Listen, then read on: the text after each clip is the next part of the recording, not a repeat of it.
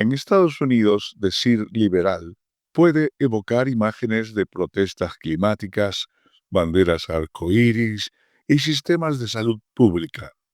Pero si viajas a Argentina o a buena parte de Europa, esa misma palabra puede significar lo contrario. Economistas que predican el libre mercado, la reducción del gasto estatal y la austeridad. Y si cruzamos a ciertos regímenes autoritarios, liberal es casi un insulto, usado para señalar a quienes simpatizan con Occidente o con ideas peligrosamente democráticas. ¿Cómo llegamos a este enredo semántico? Para entenderlo, hay que viajar al origen de la palabra. Liberal nace en el siglo XVIII, al calor de las revoluciones e ideas que sacudieron al mundo. Filósofos como John Locke, Montesquieu o Adam Smith empezaban a decir algo profundamente radical, que los gobiernos no existen para oprimir, sino para proteger derechos básicos como la vida, la libertad y la propiedad, y que, una vez hecho eso, deberían apartarse del camino. Este liberalismo original, el llamado liberalismo clásico, defendía los mercados libres, la libertad de expresión, la tolerancia religiosa y un Estado pequeño. Inspiró constituciones, independencias, rebeliones. Era una esencia, una lucha contra el poder absoluto. Pero la historia siguió su curso. La revolución industrial trajo progreso, sí, pero también explotación, pobreza y desigualdad. Y luego llegó la Gran Depresión. En 1929, el colapso financiero dejó al descubierto las grietas de aquel liberalismo clásico. Fue entonces cuando surgió una nueva visión. El economista británico John Maynard Keynes no propuso abolir el capitalismo, pero sí ponerle un freno. Según él, el Estado debía intervenir, invertir, educar, regular, proteger a los más vulnerables. Nació así un nuevo tipo de liberalismo, más social, más empático, más comprometido con el bienestar general. A partir de entonces, ser liberal en muchos países comenzó a significar algo distinto. En Estados Unidos, por ejemplo, el término pasó a asociarse con los derechos civiles, la protección del medio ambiente, la lucha contra la pobreza, etc.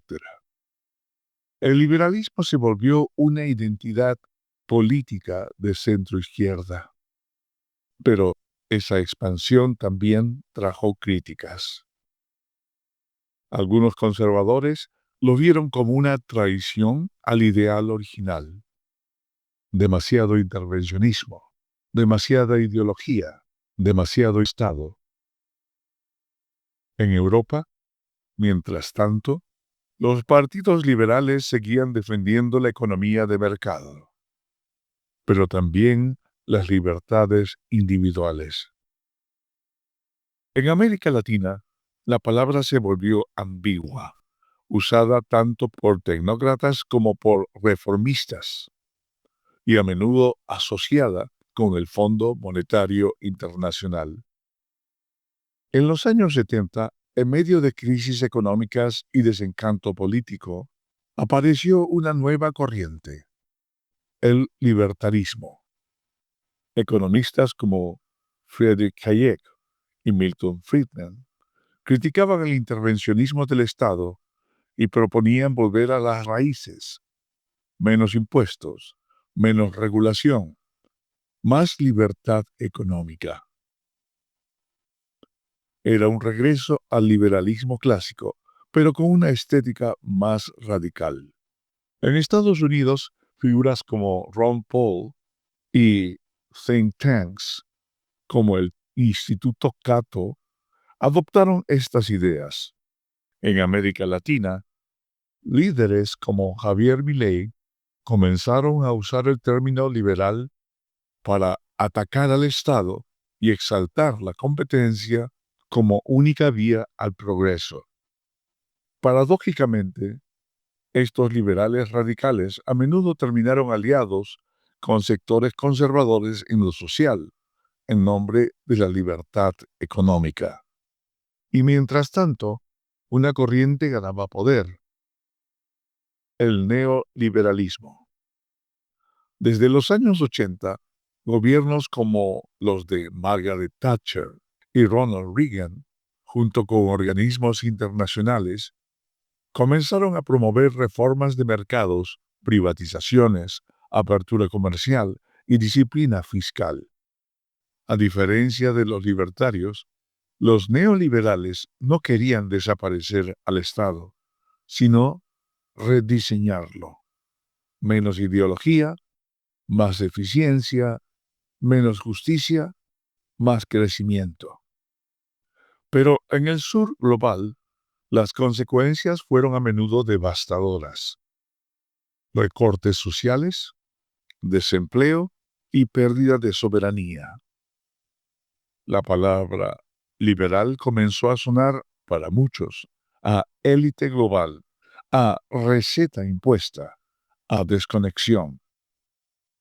Hoy en día, liberal significa cosas muy distintas según dónde te encuentres.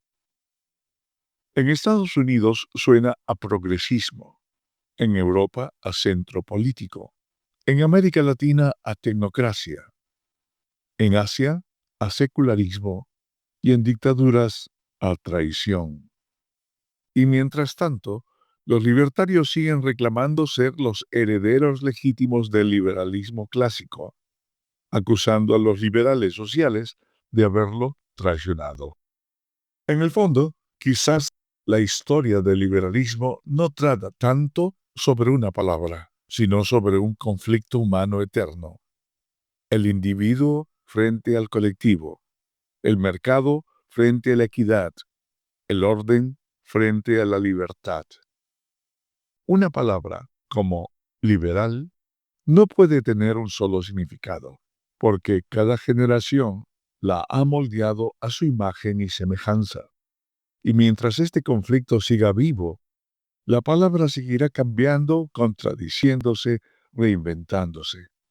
Es una palabra con historia, pero más importante aún, es una palabra que sigue escribiéndose.